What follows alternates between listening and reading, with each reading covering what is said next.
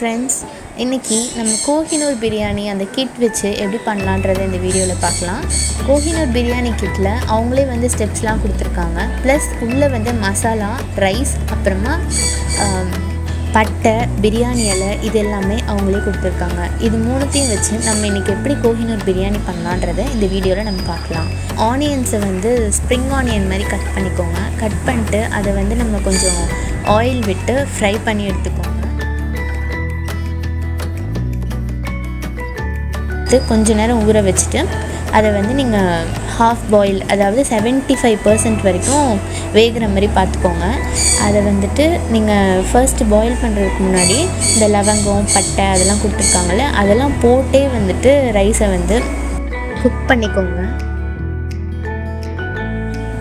இப்போது நம்ம மசாலாவை வச்சு எப்படி யூஸ் பண்ணலான்றதை பார்க்கலாம். ஃபர்ஸ்ட் ஒரு கடாயில் நான் வெறும் இது மட்டும்தான் எடுத்திருக்கேன். நான் வந்து நான்வெஜ்ஜுக்காக வெங்காயம், கேப்சிகம் மட்டும் எடுத்திருக்கேன். உங்களுக்கு இல்லை நீங்கள் வெஜிடேபிள்ஸ் வேணும்னாலும் நீங்கள் வெஜிடேபிள்ஸ் போட்டுக்கலாம்.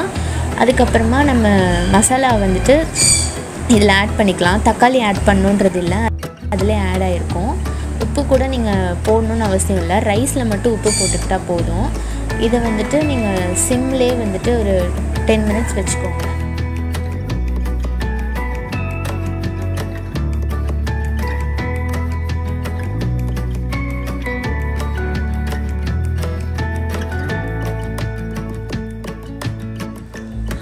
நான் வந்து 150 கிராம் சிக்கன் எடுத்திருக்கேன். அதோட வேக வச்ச தண்ணியை வந்து இதில் ஆட் பண்ணியிருக்கேன். அப்படி இல்லை நீங்கள் வெஜிடேபிள்ஸ் எடுத்திருந்தாலும் வெறும் தண்ணி, சுடு தண்ணி ஏதாவது ஒன்று வச்சு கூட ஆட் பண்ணி வெட்டிக்கலாம்.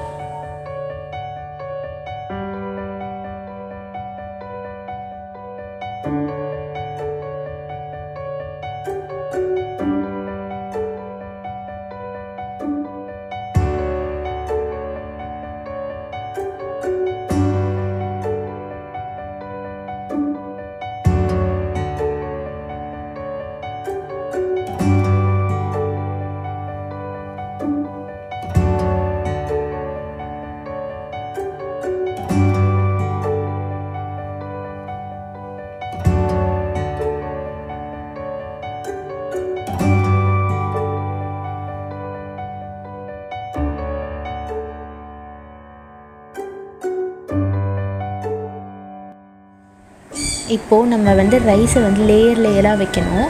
ஃபர்ஸ்ட் வந்துட்டு நீங்கள் ரைஸ் போட்டுட்டு, நம்ம என்ன தம் போடுறதுக்காக இதெல்லாம் பண்ணுறோம். ஃபர்ஸ்ட் நீங்கள் ரைஸ் போடுங்க, அடுத்தது கொஞ்சம் கிரேவி, அதுக்கு மேலே கொஞ்சம் ஆனியன்.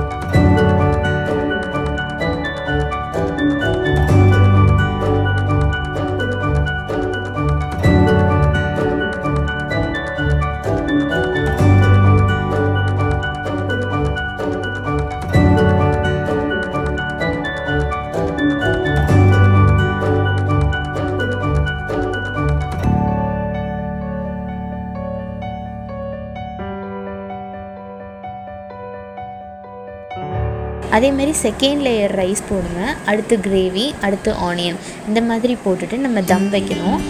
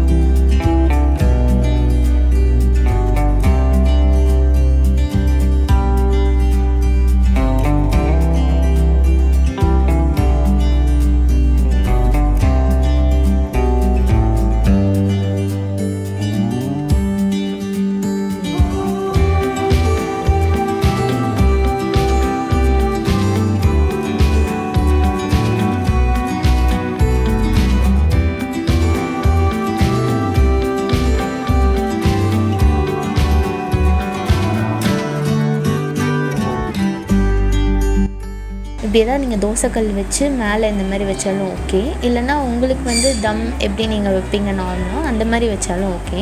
இது வந்து ஒரு 15 மினிட்ஸ் தம்லேயே இருக்கணும். அடுப்பு வந்து சிம்லேயே வச்சுக்கோங்க.